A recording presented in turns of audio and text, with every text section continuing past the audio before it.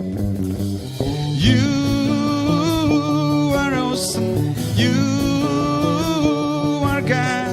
You are an awesome God. Selamat pagi Bapak Ibu Saudara, selamat hari Minggu.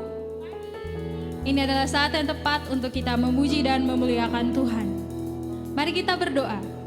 Terima kasih Tuhan untuk hari ini kami mau memuji dan memuliakan nama-Mu Tuhan. Biarlah kekuatan yang berasal dari Allah sendiri yang memberikan sukacita yang berlimpah-limpah buat setiap kami. Ini doa kami Tuhan dalam nama Tuhan Yesus. Amin. Haleluya.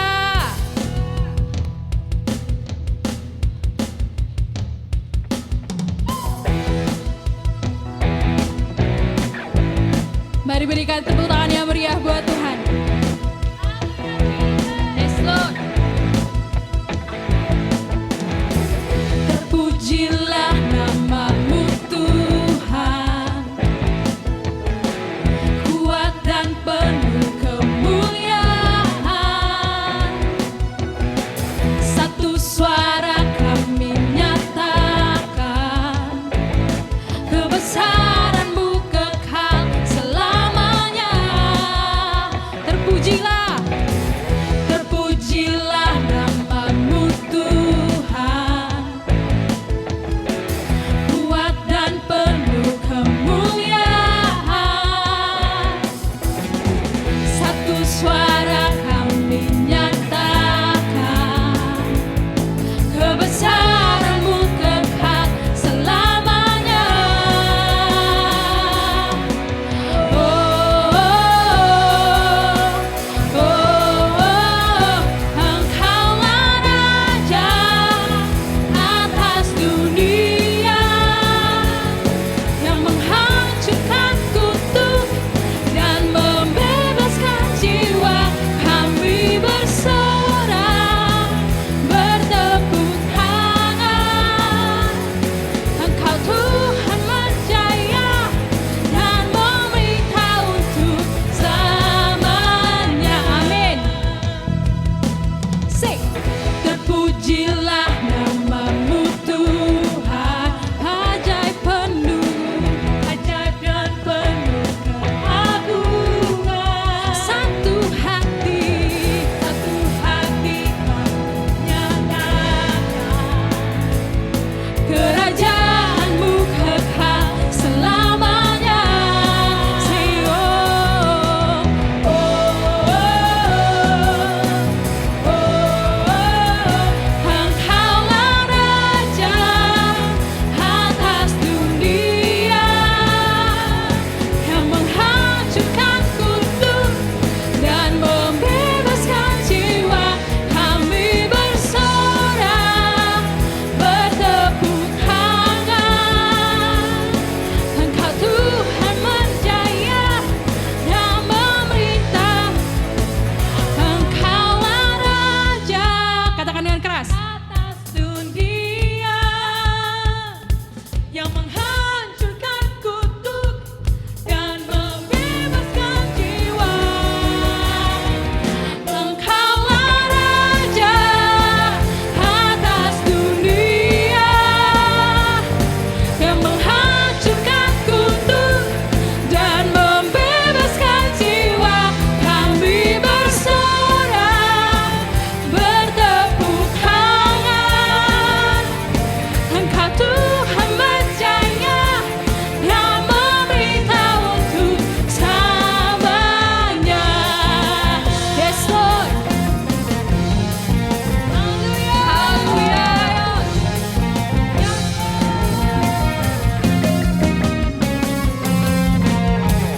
Haleluya.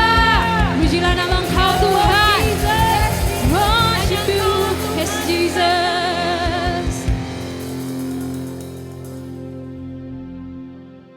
Halo, selamat pagi semuanya. Selamat hari Minggu.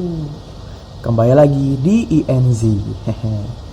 Nah, kami harap kalian semua baik-baik saja, tetap sehat, dan ingat untuk kita mencegah dari virus COVID-19 ini. Kita cuci tangan, kalau kita batuk tutup mulut kita, dan juga kita harus pakai masker kalau kita lagi di luar, dan social distancing, selalu ingat.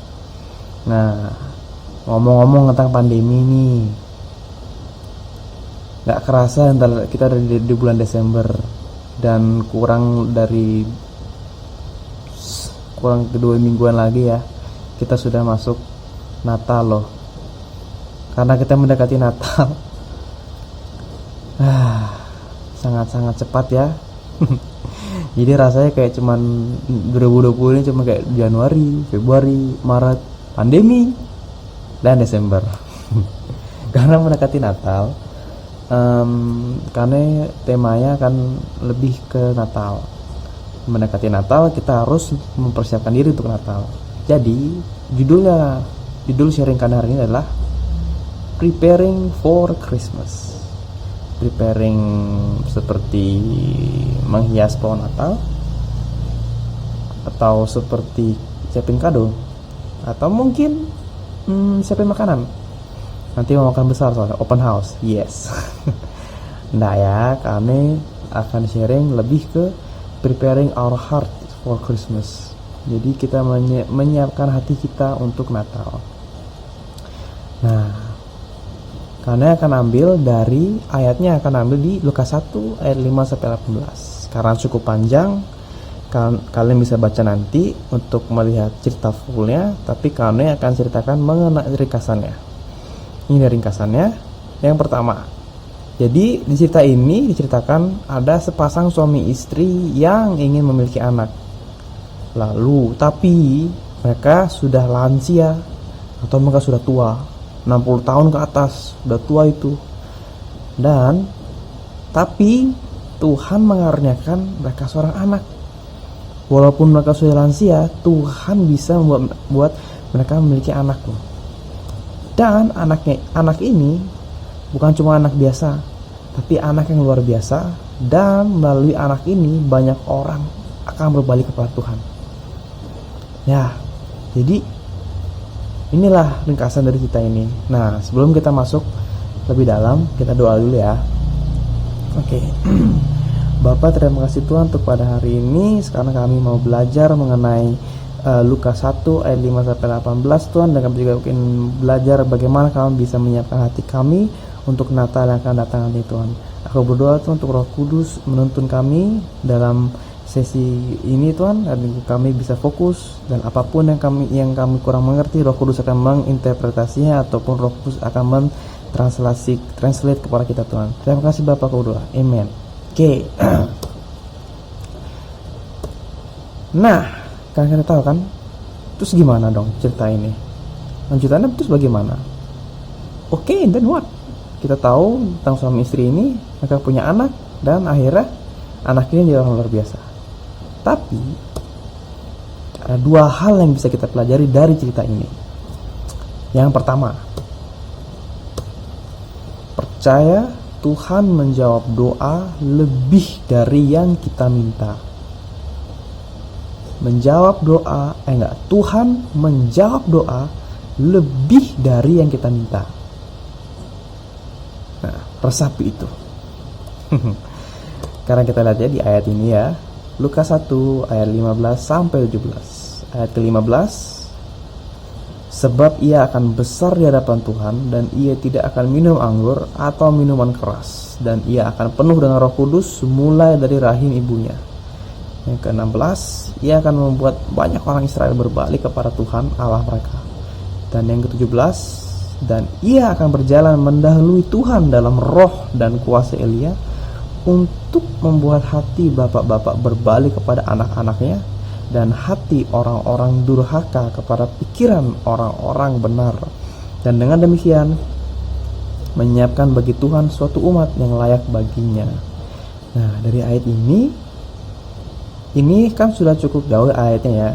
Nah, berarti saat mereka memiliki anak itu, Tuhan bilang bahwa anak ini akan menjadi anak yang luar biasa.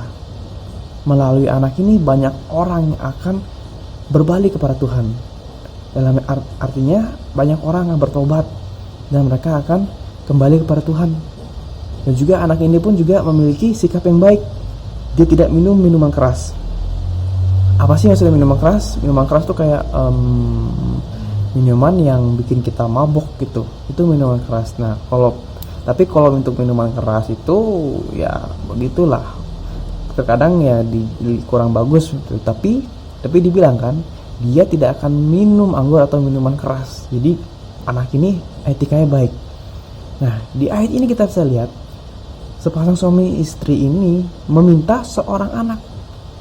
Dan Tuhan mengabulkannya dengan memberikan seorang anak yang melalui anak ini banyak orang akan diberkati, banyak orang akan berbalik kepada Tuhan.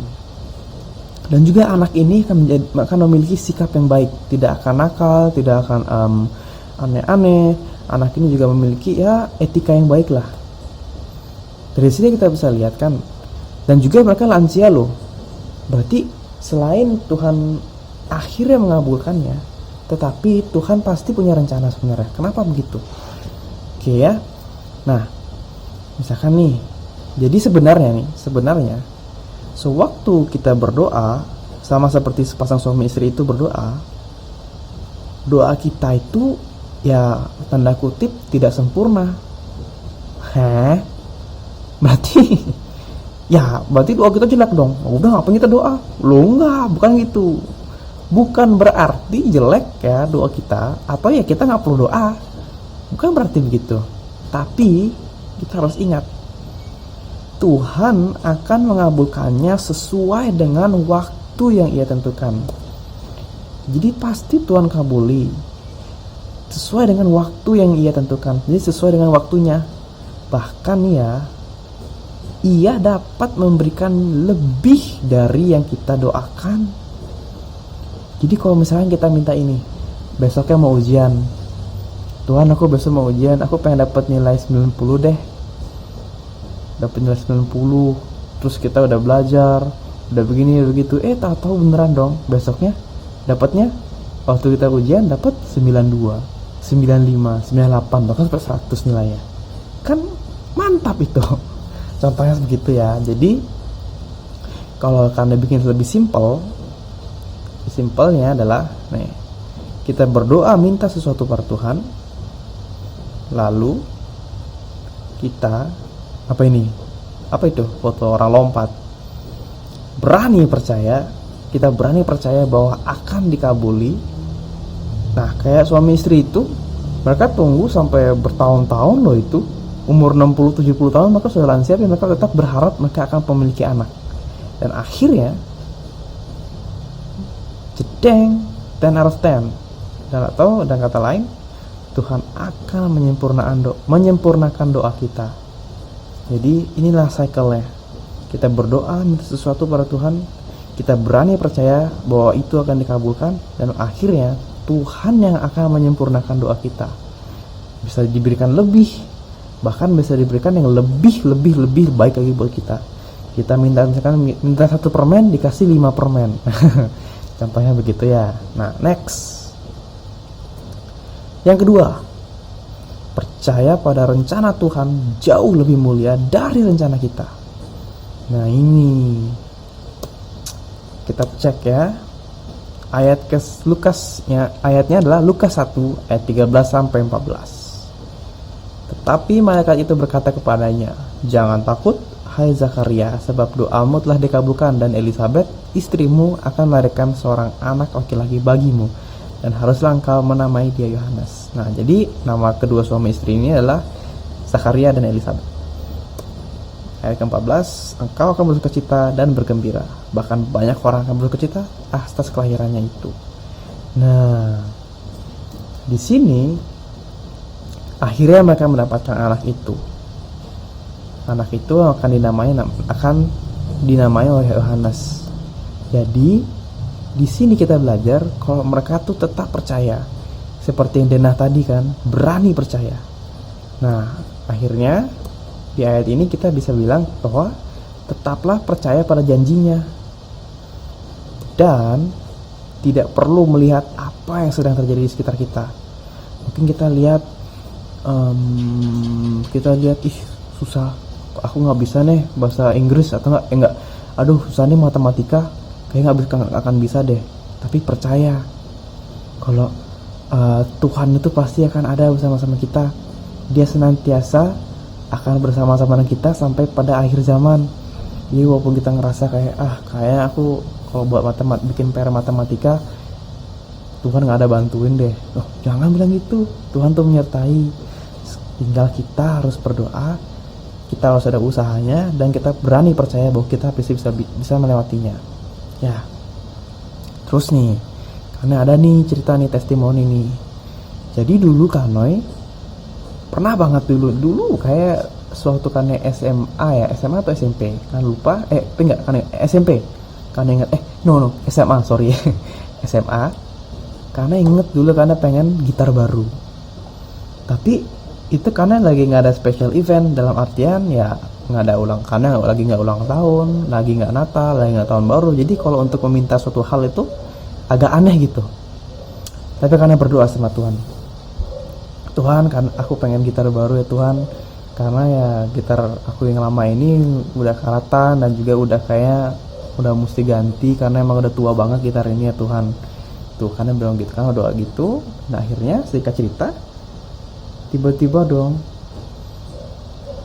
karena inget banget waktu itu pagi-pagi karena doa karena bilang gini, Bapak bilangnya Tuhan, saya berdoa untuk bisa mendapatkan gitar, dan juga saya berdoa untuk saya mau papa mama untuk say yes waktu saya mau minta persetujuan mereka untuk bisa beliin saya gitar. Dan ya untuk itu saya hari ini mau puasa. Jadi karena mau puasa nih, karena baru rencana mau puasa dan baru banget kalau doa untuk bilang itu. Tapi kalau doa gitar kan udah lama, tapi karena baru banget di hari itu karena berdoa supaya papa mama karena bilang oke, boleh. Tahu nggak? Waktu habis karena beres pagi-pagi kan beres pagi sendiri di kamar, karena turun ke bawah ada mama papa mama, karena iseng dan nanya, "Mah, Pah, boleh nggak beli gitar?" Karena soalnya gitar Anda yang lama ini udah jelek gitu, mau udah karatan gitu. Tahu nggak?